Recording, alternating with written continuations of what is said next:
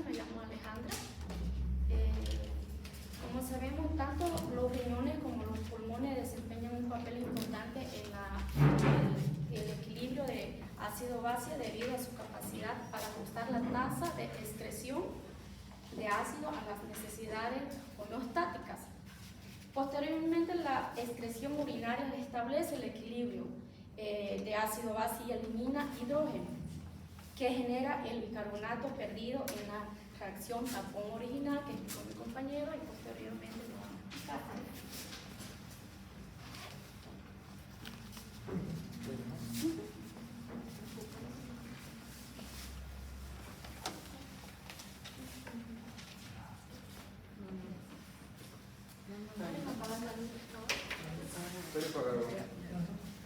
Ahí está bien, ¿no?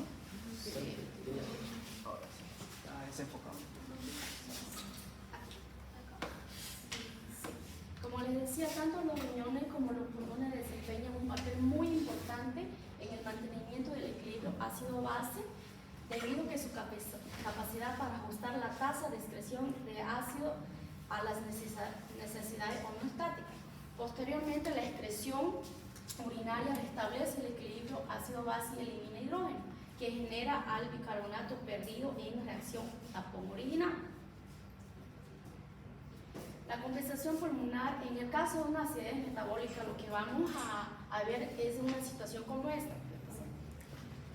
Vamos a ver en la acidosis metabólica, en la compensación pulmonar, el pH va a estar reducido, el bicarbonato también, la presión parcial de dióxido de carbono también va a estar reducido del valor normal. La compensación se produce a través de la ventilación con una hiperventilación para eliminar el exceso de dióxido de carbono, que es ácido, y mantener los niveles de bicarbonato para contrarrestar el pH ácido. Esa sería la compensación de acidosis metabólica. En la alcalosis metabólica, ¿qué es lo que va a estar alterado? Vamos a ver. Nos encontramos con una situación como esta: pH aumentado, bicarbonato aumentado, presión parcial de dióxido de carbono aumentado también lo normal. ¿Y cómo se compensa? Pues mediante una hipoventilación, que es lo contrario de la acidosis. La hipoventilación para aumentar los niveles de ¿qué? De dióxido de carbono, y además el riñón elimina el bicarbonato. Exacto. En la compensación renal, lo que nos vamos a encontrar en la alcalosis respiratoria, se va a producir algo como lo que tenemos aquí. La alcalosis respiratoria, el pH va a estar aumentado, la presión de dióxido de carbono va a estar disminuido, el bicarbonato va a estar disminuido también. ¿Y cómo se va a compensar esta alteración? Gracias a los riñones, que permite que se elimine bicarbonato y se reabsorban protones para que se disminuya el pH. En la acidosis respiratoria, ¿qué vamos a ver?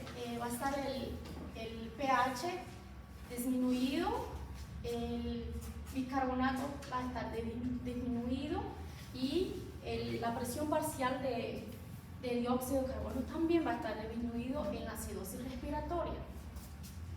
¿Y cómo se va a compensar? Pues gracias nuevamente al riñón, pero esta vez lo que se produce es una absorción de bicarbonato y una eliminación de protones para que aumente el pH en la acidosis respiratoria. Bueno, yo voy a hablar sobre el sistema Purford de los líquidos corporales. Ocurre una variación de pH en los fluidos orgánicos, las sustancias que están disueltas en ellas, oriundo de la ingesta alimenticia y las reacciones metabólicas existentes. Eso explica porque la falta de una regulación puede llevar a reacciones indeseables en el organismo. Con eso, la respuesta inmediata es reflejada por las sustancias tapón, o Purford, fosfato, bicarbonato y hemoglobina. Ante variaciones de pH se constituyen en la primera barreira de defensa para la estabilización de dichos cambios. Y los sistemas amortiguadores de nuestro organismo tenemos tres. El primero es sanguíneo, donde se intervienen proteínas como la hemoglobina, oxihemoglobina, sistema bicarbonato, sistema fosfato. Los sistemas plasmáticos e intersticiales, donde se interviene el sistema solo bicarbonato, y intracelulares, donde interviene predominantemente el sistema fosfato y las proteínas. Ahora yo voy a hablar un poco sobre la hemoglobina y otras proteínas sanguíneas que participan, responsables por el transporte de oxígeno desde los pulmones hacia todos los tejidos del cuerpo y CO2 y de hidrógeno de los tejidos hasta los pulmones. Es una proteína globular que se encuentra en gran cantidad en los glóbulos rojos. Ese anillo imidazólico fijado con una histidina proximal le permite tener efecto tapón, es decir, la oxigenación, el aumento de la acidez del medio al intervir el hidrógeno en dicha fijación, mientras que la desoxigenación aumenta su capacidad de base. En el momento en que CO2 llega al eritrocito, reacciona con H2O por la acción de la anidrasa, y en el momento que a anidrasa carbónica, producindo 90% carbamino, HB 7%. Y HCO03 pasa directamente a HCO3, liberando un hidrógeno que se une a una desoxihemoglobina, producindo una HB+. Deteniendo los hidrógenos por cada H2 que pierde esta forma la maior quantidade de CO2 de transporte, produzindo um processo inverso a nível pulmonar.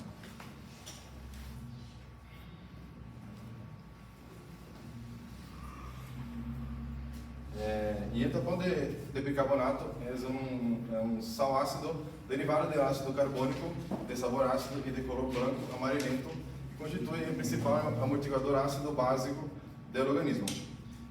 Este elemento químico se origina del metabolismo del ácido carbónico cuando este pierde uno de los protones y tiene la capacidad de alcalinizar el medio donde se encuentra disuelto.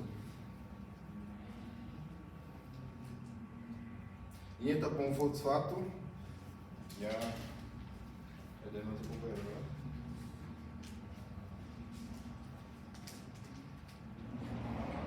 Bueno. El tapón fosfato, la vía de la pentosa fosfato, es una vía secundaria del metabolismo de la glucosa con el objetivo de reducir en ADPH, que van a producir pentosas como las ribosas y para la formación de ácidos nucleicos, y la formación de monosacárido fosfato para la producción de CO2. El HCO3, producido en el interior de la célula, luego del proceso tapón de la hemoglobina, difunde de la membrana del glóbulo rojo e intercambia com os iones de cloro de plasma, mediante o mecanismo denominado desplazamento de cloruro. Amortização óssea. Isso intervém na amortização da carga ácida captada de los hidrógenos e em excesso ou liberando carbonato ao sangue por dissolução do hueso mineral. O papel mais importante do hueso é a amortiguação ocorre em situações de acidose crônica, tais como casos de insuficiência renal crônica, como nosso companheiro falou, e é lá que a paratormona era o papel fundamental do sistema de amortiguação.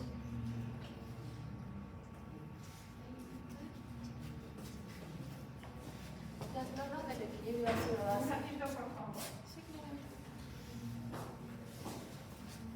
Chauvin, Benjamín, Sí, ¿dónde está? aquí. Ya. ¿Qué has entendido de ácido base? Bueno, ¿Qué es una gasometría? La gasometría sería un estudio los cuales va a estudiar los gases en sangre, Ya. entiendo, Sí. y que puede ver diferentes estudios de parámetros como por ejemplo que es Hable más fuerte su compañero. ¿No? Ok. Como los gases, el sangre, como diferentes parámetros, como tenemos también en la pizarra, como sería la presión de dióxido de carbono, tenemos también lo que es el carbonato, el oxígeno, la saturación de oxígeno, con lo cual podemos saber con el paciente si puede tener una acidosis, una alcalosis, bien podría ser una metabólica o una respiratoria. Aquí es muy importante la hematosis en el paciente, ¿o no? La hematosis. La hematosis, es importante ya que es su capacidad de receptar el intercambio de gases a través de una membrana, ¿no? Ya, está bien. Fernández Carolina. Carolina. ¿Cuánto es el valor normal del pH? De 7,35 a 7,45. Muy bien. De la presión parcial de oxígeno. De 80 a 100 Milímetros de mercurio. Muy bien. Ahora, Mendoza Wilber ha venido. El bicarbonato, ¿cuánto es el valor? Es de 21 a 27 milímetros, mil equivalentes por litro. Ya. ¿Y la saturación de oxígeno? Es de arriba del 95%. Ya. Si tenemos una saturación de oxígeno de 80, ¿qué le dice a usted? Digamos, agarramos una gasometría, ¿no? Y su saturación de oxígeno está en 80. Lo demás está normal. ¿Qué está entendiendo usted en esa gasometría ahora? Que sus pulmones no están funcionando bien, que le faltaría Que oxígeno. está el oxígeno, no está llegándole bien al paciente, por eso está saturando mal. ¿Qué usted tendría que hacer? Aumentarlo o colocarle, administrarle oxígeno. Aumentar la frecuencia respiratoria. Atento ya, porque de aquí el que no sabe aprendiendo lo básico de la geometría, yo me quedo triste porque vamos a tener que hacer una clase extra, ¿no? Para que ustedes se preparen bien para el internado. Puede continuar. Están bien, sus compañeros están atendiendo muy bien. Trastornos del equilibrio ácido-base. Primero que nada, valoramos el equilibrio ácido-base mediante la gasometría, como se mencionó anteriormente, pero la gasometría arterial. Muchas veces pasa de que se confunde con la gasometría arteriosa. ¿Qué pasa si nos confundimos y en vez de sacar sangre de la arteria, la extraemos de la vena? ¿Qué le va a pasar al paciente? ¿Alguien me podría decir? ¿O cómo se saca Al paciente, una mejor dicho, sangre no. arterial? ¿Qué va a salir de la gasometría? Sí. ¿Cómo se saca una sangre arterial? Enséñale a tus amigos. Hasta en los libros lo dicen, ¿no? ¿Cómo se saca una sangre arterial? La pregunta va para los cuatro que están exponiendo. Asignante de la exposición, doctora. Ya, está bien. Pero es que tiene que explicarse ahora porque ellos tienen que saber que la arterial es la que vale y la venosa es la que no vale. Porque si usted pone aquí la manito y le pone el rodillo, ¿no ve?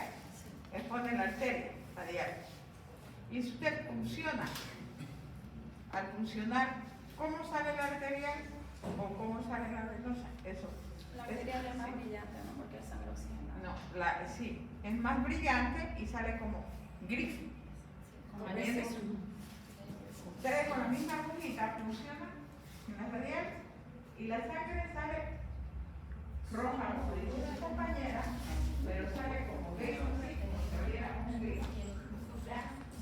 Bien, sigan. En acidosis respiratoria, primero nos fijamos de que dice acidosis, por tanto, en la escala que explicó el compañero anteriormente, dijimos de que mayor, en este caso, como estamos valorando el pH primero, acidosis es de 7,35 a 7,45, ¿no?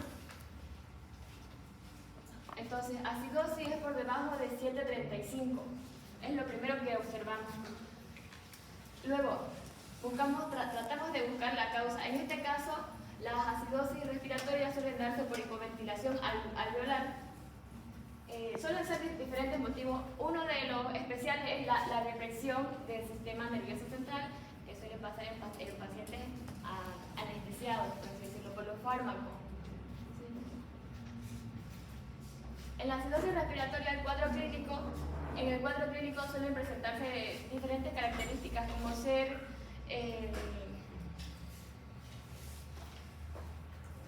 dependencia del nivel del PCO2, es decir, de la presión de dióxido de carbono y su rapidez de instauración. Otra cosa que se puede presentar sería la hipercapnia crónica, que se asocia a la hipertensión pulmonar y corpuscular.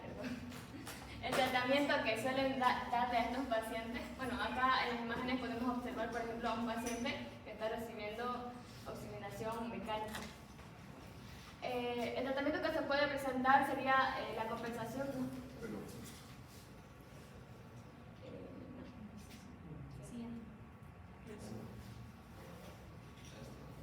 Mediante la absorción o regeneración del dióxido de carbono renal. Acá viene bastante lo que dijo mi compañera anteriormente sobre cómo compensar, cómo hacer de que ya no sea una acidosis respiratoria, tratar de equilibrar ambos lados, ni para que sea acidosis ni para que sea alcalosis. Entonces, en una situación crítica, en donde el pH tiende a estar anormal, existe lo que es la hipercapnia, y el bicarbonato también suele ser mayor a 30 miliequivalentes sobre litros.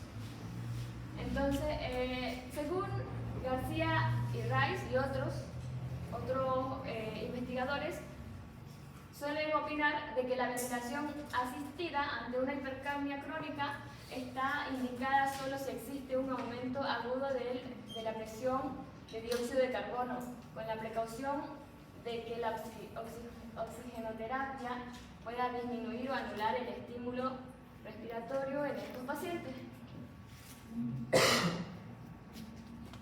Acidosis metabólica. Acá hablamos de nuevo de acidosis. pH menor a 7,35. Metabólico, cuando dice metabólico o respiratorio, pensamos primero respiratorio, PCO2. Metabólico, base, bicarbonato. En acidosis metabólica consiste en la disminución del pH, como mencioné, arterial por debajo de 135, acompañado de repercusiones sistémicas expresadas a través de tanto de síntomas como de signos y examen físico. En la etiología se puede presentar algo que sería la acidosis metabólica con unión GAP elevada o normocloremia, es decir, no está normal. ¿Qué es la unión GAP elevada? Bueno, la unión GAP serían como uniones intercelulares, por así decirlo, muy pequeñas, que se da entre las células cardíacas y las fibras musculares lisas. Suelen ser, dos estructuras, por así decirlo. El nombre es un poco complejo. Dodecaméricos. La acidosis metabólica con anión GAP elevado suele presentarse en insuficiencia renal, acidosis láctica, shock, nutrición parenteral, alcohol etílico y entre otras cosas, SIDA también. En acidosis metabólica con anión GAP normal, acá se presenta una hipercloremia, se presenta lo que sería pérdida gastrointestinal del bicarbonato, diarrea, fístulas,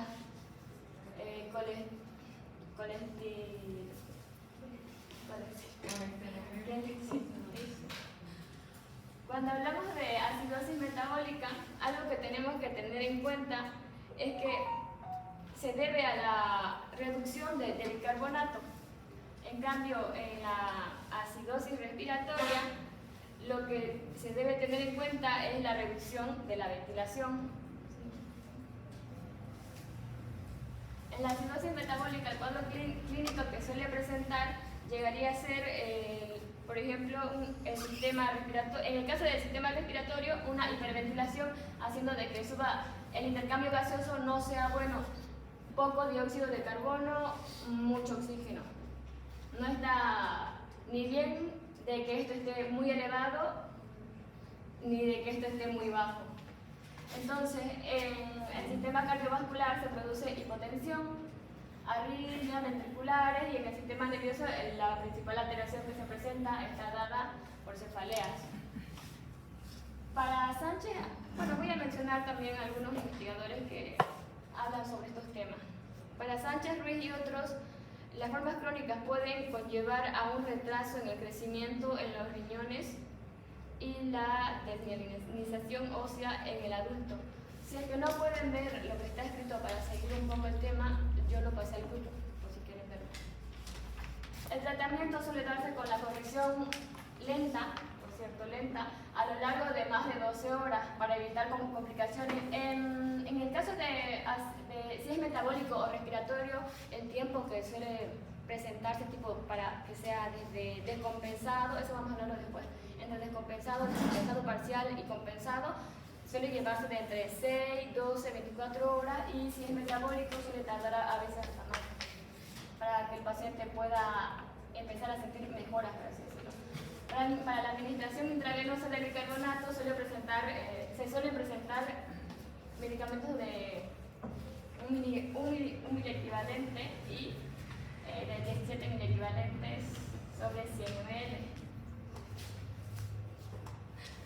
Para la reposición del bicarbonato hay en ampolla, pero eso se hace una fórmula. Yo no les voy a enseñar a hacer fórmula. Quiero que primero aprendan la teoría ya, y así lo van a hacer. ¿Entendieron hasta aquí o no? Porque el que no entiende tiene derecho a decir no entendí y se va adelante. Yo le explico como contando 1 más 2 más 2 más 2. Esto es un poco más de teoría, ahorita vamos a hacer ejercicio. Sí, lo que tienen que aprender, como les he dicho, primero lo normal. ¿Cuál es lo normal? El cuadro que su compañera ha copiado en la pizarra. ¿Ya? Eso es lo normal. Ahora, después de que saben lo normal o tienen el cuadradito en un papelito anotadito, entonces ustedes empiezan a ver las gasometrías y a ver, yo van a poder decir, esta es alcalosis respiratoria o metabólica, como les dije al principio de la clase. Ahora, vamos a la alcalosis respiratoria.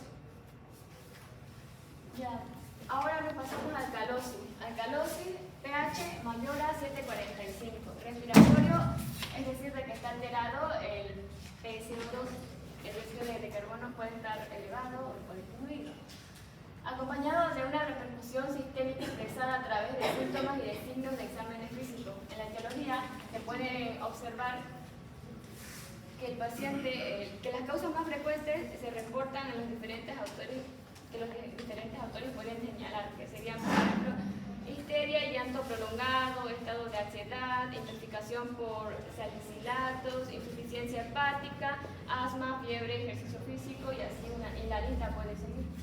La alcalosis respiratoria, cuando hablamos de alcalosis respiratoria, pensemos en aumento de ventilación. Esto quiere decir que el paciente está hiperventilado. Siguiente. El cuadro clínico que presenta el paciente se manifiesta vamos a decir que de 5 maneras. Los síntomas de hipocalcemia, los cuales se manifiestan como parestesias en manos y pies y labios, irritabilidad, ansiedad y depresión. Deterioro del nivel de conciencia, síncope, arritmias ventriculares y fibrilación ventricular, alteraciones electrocardiográficas. Y el tratamiento, según Kraus, Seifer y Tomás, el tratamiento es casual. Se trata la hiperventilación. Acá muchas veces no hay mucha ciencia para tratar la alcalosis respiratoria. Clase magistral, no está aquí para conversar con sus amigos. Por ahí no hay salida, por el otro lado. Bien se puede dar a través de fármaco o, como muestra la imagen, le alcanzas una bolsita y ahí el paciente se regula, porque acá lo que el paciente está haciendo al hiperventilar es el mal intercambio gaseoso que hay. Alcalosis metabólica. Tenemos a lo mismo. Cuando hablamos de alcalosis metabólica, pensamos en que se debe a la retención del bicarbonato. Consiste en el aumento de alcalosis pH mayor a 7,45, acompañado de repercusión sistémica expresada a través de síntomas y signos y al examen físico. La etiología muestra vómitos, aspiración gástrica, los tratamientos, fármacos, por ejemplo, diuréticos, entre otros. El cuadro clínico que el paciente presenta sería entre debilidad, calambres musculares, mareo. Esos serían los síntomas relacionados a la depresión de volumen. También estaría lo que es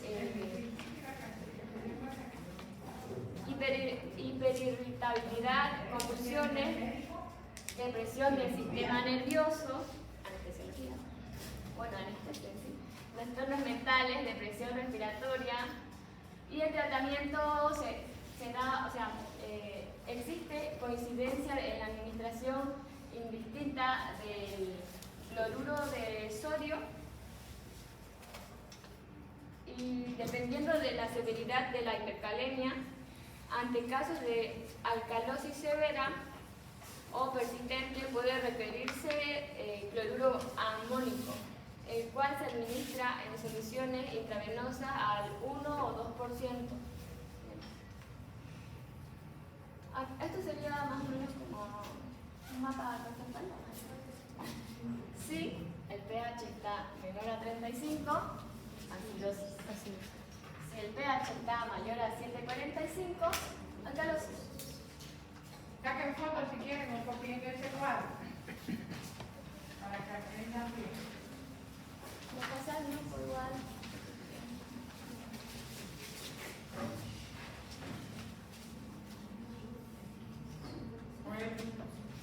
Saca foto en ese cuadro. Mina, saca foto de ese cuadro y le pasa a tu compañero.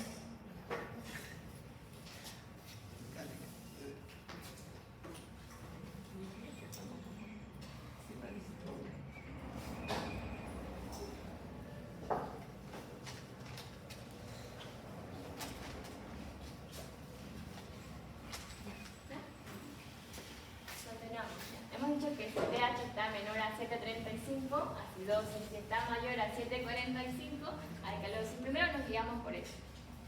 Luego, vemos si nuestra acidosis es de origen respiratorio o metabólico. Va a ser de origen respiratorio si la presión de dióxido de carbono es mayor a 7,45 milímetros de mercurio. Y la acidosis respiratoria tiene una compensación renal, como lo mencionó mi compañera anteriormente. En el caso de ser metabólico, de origen metabólico, perdón, vamos a fijarnos en el bicarbonato. Va a estar menor a 22 milímetros de miliequivalentes sobre litro. Y de compensación, y es como que esto falla, esto lo arregla. Esto falla, esto lo arregla. Por así decirlo, para que se entienda. Para que sea más o menos equilibrado. Traten de recuperar de la homeostasis. En el caso de alcalosis, nos fijamos de qué origen es, si es respiratorio o metabólico. Alcalosis es porque hay mucha concentración de bicarbonato, ¿no? Ya, entonces, el PCO2 va a ser menor a 35 milímetros de mercurio, de origen respiratorio. ¿Cuál va a ser, de qué manera va a intentar compensarse? De manera renal. En el caso de alcalosis metabólica, el bicarbonato va a estar elevado, porque mencionamos anteriormente, ¿no? Alcalosis igual a mucho bicarbonato en el cuerpo. Mayor a 26 miliequivalentes sobre litro, de origen metabólico. La compensación que va a haber va a ser de origen respiratorio. El bicarbonato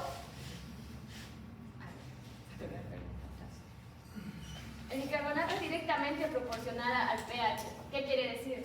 Que si el pH está elevado, el bicarbonato va a estar elevado. Si el pH está disminuido, el bicarbonato va a estar disminuido. Eso es lo contrario a la presión del dióxido de carbono. Sí, a la presión del dióxido de carbono. Porque el dióxido de carbono, a comparación del bicarbonato, es inversamente proporcional al pH. ¿Qué quiere decir? pH elevado, bicarbonato bajo. como mencionamos hace rato, PCO2, respiratorio, bicarbonato, metabólico. Acá en esta otra tabla mostramos un poco más de lo que dije. Si pensamos en PCO2, pensemos en ácido. Si pensamos en bicarbonato, pensamos en base. Acá, por ejemplo, hemos dicho de que pH disminuido, bicarbonato disminuido. pH elevado, bicarbonato elevado. Acá, sin embargo, es diferente. Acidosis respiratoria, por ejemplo, pH disminuido, presión de dióxido de carbono elevado. Alcalosis respiratoria, pH elevado, presión de dióxido de carbono disminuido. Esto es lo que le mencionaba hace rato sobre descompensado, parcialmente descompensado y compensado.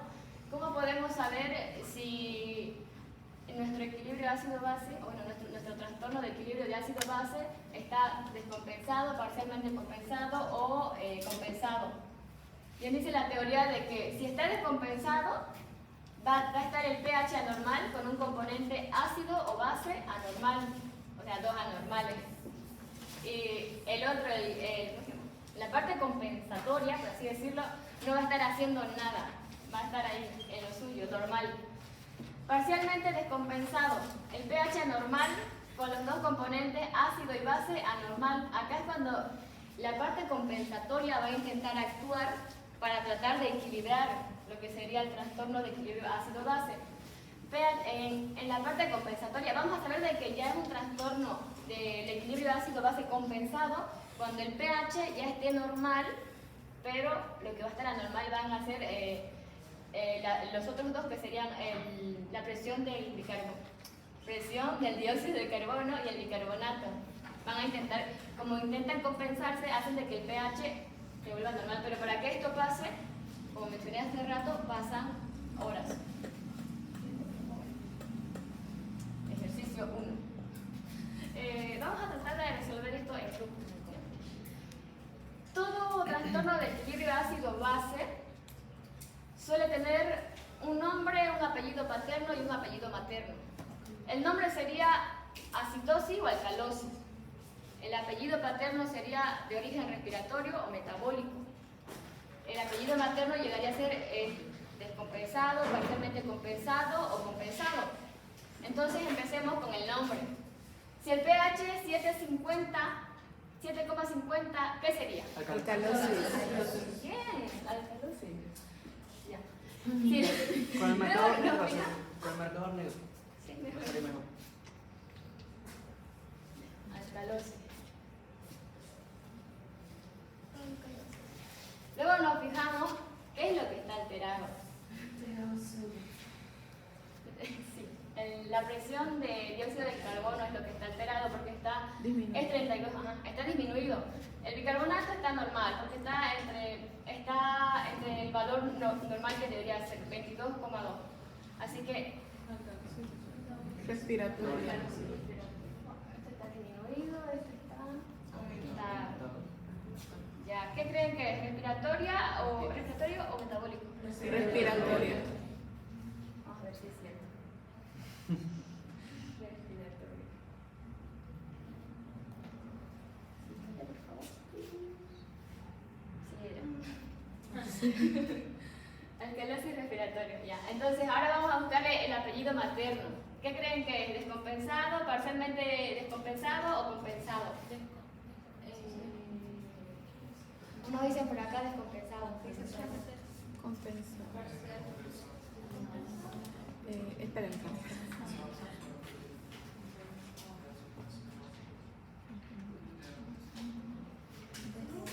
Siguiente. Sí es descompensado. Porque recordemos la teoría. pH anormal más uno de los dos componentes anormales. Al otro ni le importa. En este caso este de acá, porque su valor está normal, no intenta equilibrar las cosas por acá. Siguiente ejercicio, por favor. Atrás. Entonces, el resultado sería alcalosis respiratoria descompensada. ¿Ya? Ejercicio 2. Ejercicio 2. Veamos primero el pH. pH de 7,29. elevado, ácido, Acidosis. acidosis.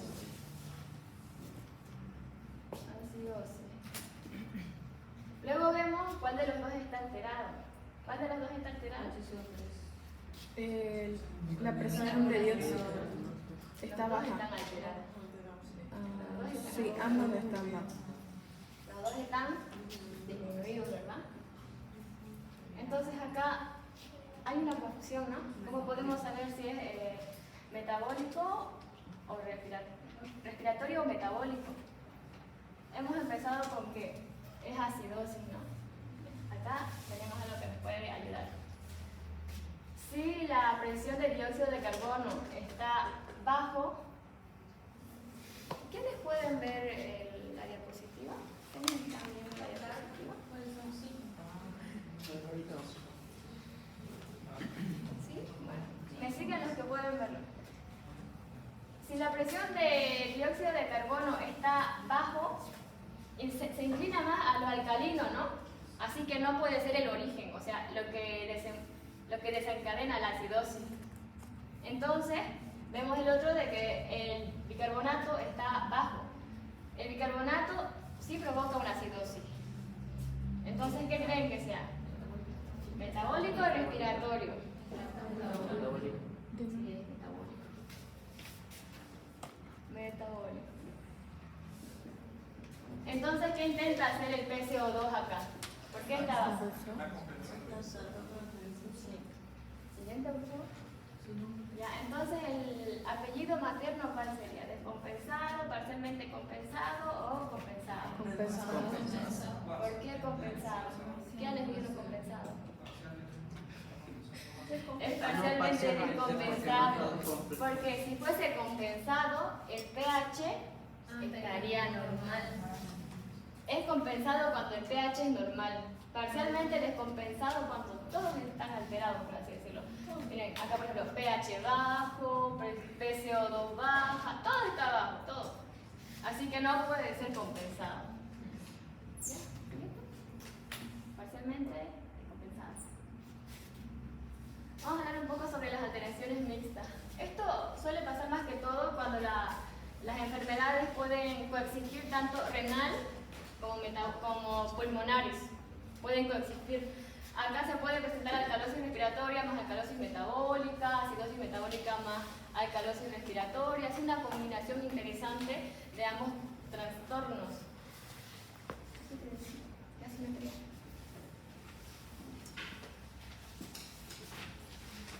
¿Sí entendieron esa parte?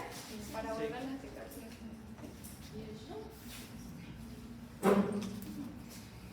Buenas tardes a todos. O sea, lo va a pasar al grupo, ¿no? Para que mis compañeros tengan el tema para que estudien, porque esto va a entrar al segundo examen. Ya lo pasé al grupo de Muchas gracias.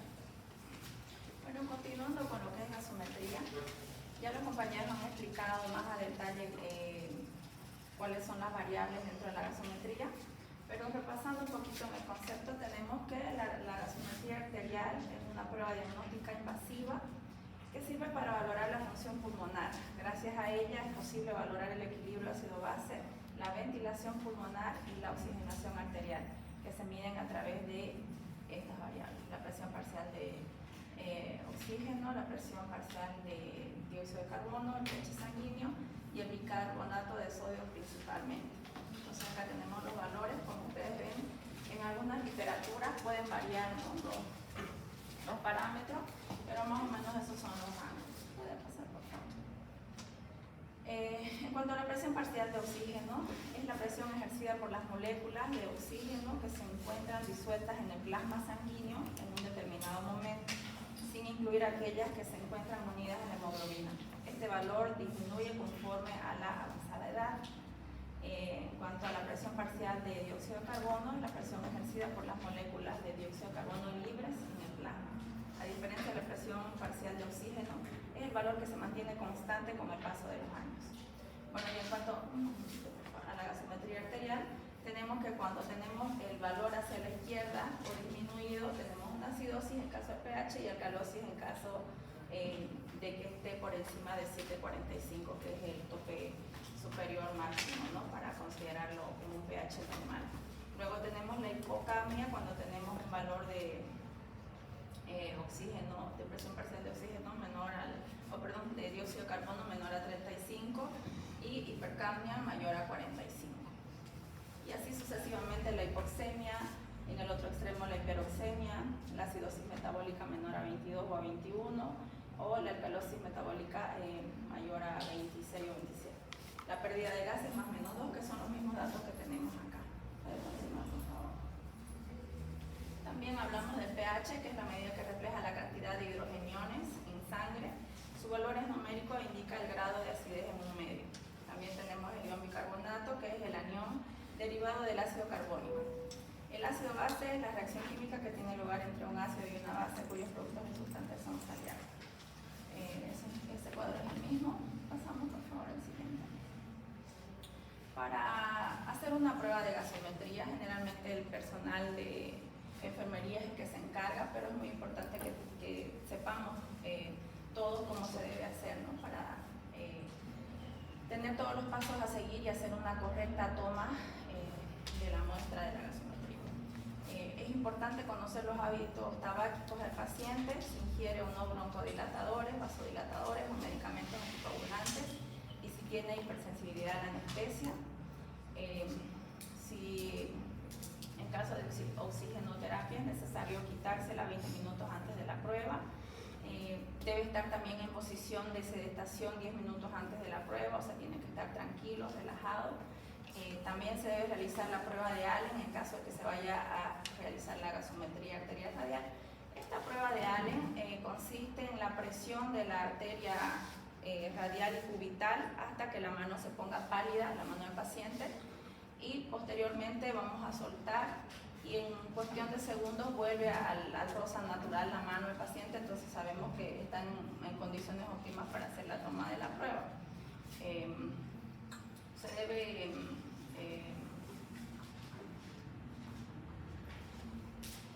se valora también la compresión del plexo braquial y la arteria subclavia a su paso por el desfiladero torácico. Eso es para que tenga una correcta paso la sangre por los vasos, ¿no?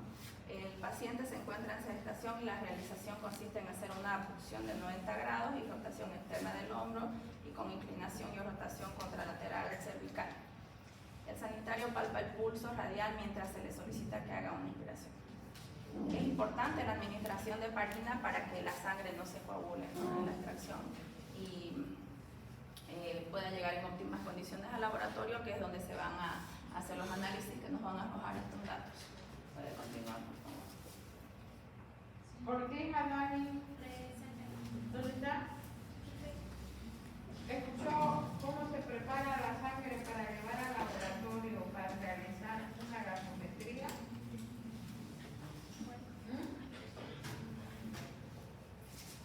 Hay que conocer sus hábitos de paciente.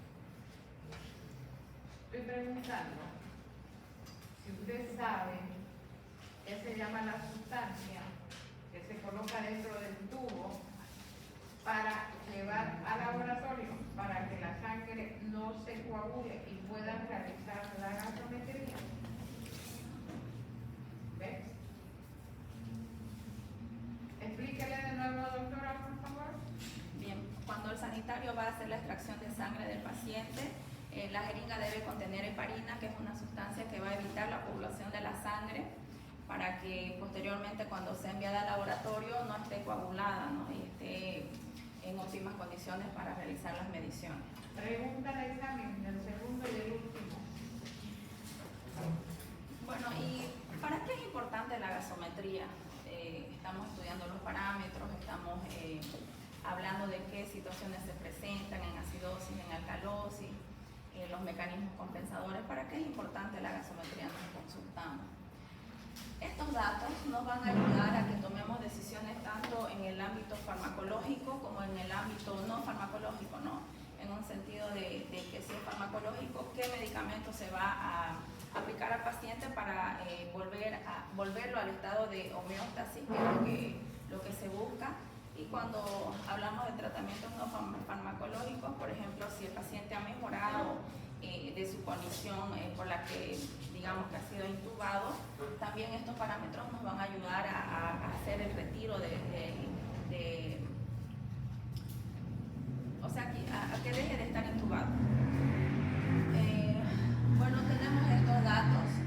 Yo les he hablado de los principales, pero adicionalmente tenemos la metahemoglobina, que es una hemoglobina derivada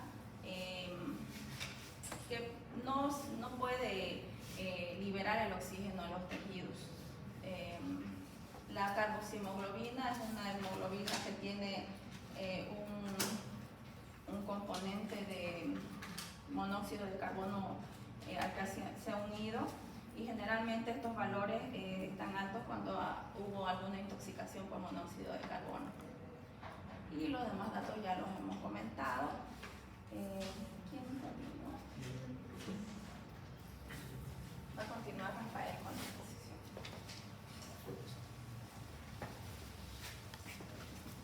Para no Carla Paola. ¿Está? Sí, doctor. ¿Sí?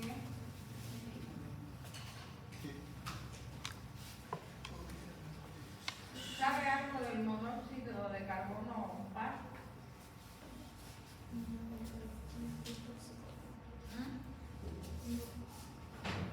No. ¿Quién sabe? ¿Quién sabe? A ver, ¿quién me puede decir? Porque no nos vamos a olvidar, estamos estudiando gases de una manera bonita. Es un gas altamente tóxico.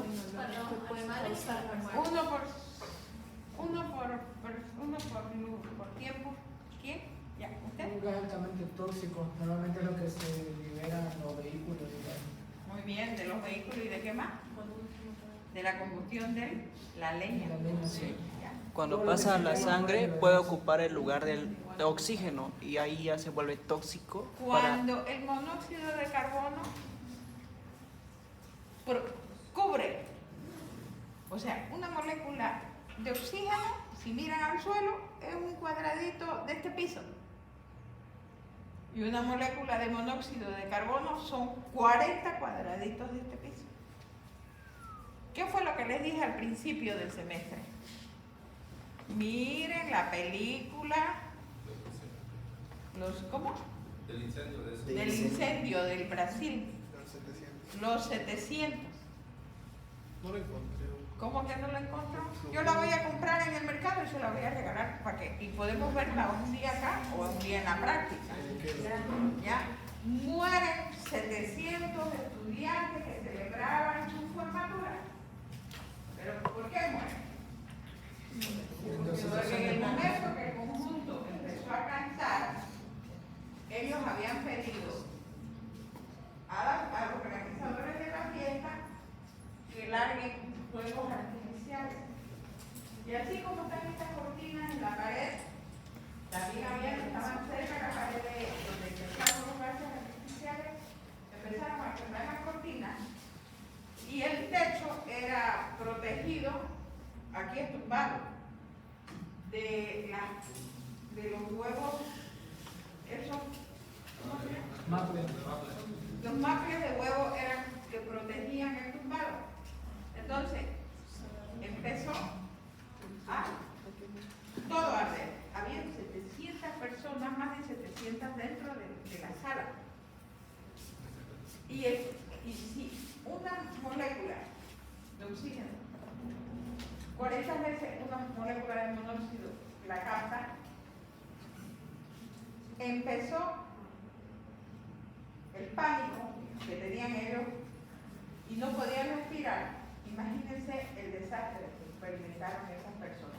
Y hay personas que han sobrevivido y cuentan ahora su historia, pero no se olviden, si ellos hayan tenido otra puerta de salida, no, porque era una sola puerta, imagínense, para 700 personas. Empezaron a caerse al suelo, empezaron a desmayarse, la gente dejara por salvar su vida, corría, empezaron a llamar a sus padres. Bueno, y solo un médico en esa ciudad. Pero alguna vez ellos les enseñaron que tan dañino era el monóxido de carbono. sabían los del conjunto, cuando empezó a arder, en vez de avisar a la gente, ellos huyeron primero. Murieron muchos estudiantes. Una pena. Porque si ellos, al darse cuenta de que estaba ardiendo, los fuegos artificiales ardieron en toda la sala, lo legal era que se hayan turnado y hayan salido arrastrándose por abajo. Porque el monóxido de carbono tiende a impregnar el aire. Si yo ahorita digo, alguien que fuma, parece en esa esquina, y encienda sus cigarrillos, en menos de un segundo, llegan hasta donde yo estoy, impregna, quita oxígeno. ¿Por qué en países o en ciudades donde hay mucha combustión de carbono por la fábrica prohíben a los niños menos de 1 metro que salgan a las calles? Porque ese monóxido le puede causar enfermedad a los niños, ¿no? Inclusive en las minas. También, ¿por qué sobrevivieron, les digo, en la mina de Chile? Por el agua. Por el agua. Porque tenían oxígeno en el ambiente, aunque ellos fueron tapados y no tenían por dónde salir, pero por medio de la mina cruzaba un río, y el río que trae agua y purifica el ambiente. Entonces sobrevivieron, gracias a Dios, los 33, y como siempre tiene que haber un polimario entre medio. No han preparado nada sobre el monóxido, ¿no? ¿Han preparado? Ya. Vamos a hacer en una de las exposiciones como trabajo científico, de nuevo los gases, o ustedes lo presentan como trabajo científico aumentando esa parte, ¿ya? ¿Entienden? Sí. Para defender el trabajo científico ya tienen su tema, pero aumentan esa parte. ¿Está bien? Si quiere puedo explicar. ¿Ah? La próxima entonces, ya está bien. Si quiere. Lógico, la próxima clase, antes del examen podemos hablar un poquito, si me den razón. Si me dan permiso, porque yo no sé, ahora todo el mundo se queja de que yo. Bueno, ¿puede continuar? Bueno, solo para finalizar, bueno, gasometría arterial en embarazo en altura, en altitud. Bueno, no sé si ustedes ya saben, aquí tenemos 400 metros de nivel del mar. ¿Está bien? La Paz tiene 3.600 a nivel del mar. La Paz. Y algunos estudios muestran, algunos estudios muestran la malformación de los niños en embarazo. Ejemplo, las mayores personas que existen en el mundo es la Holanda.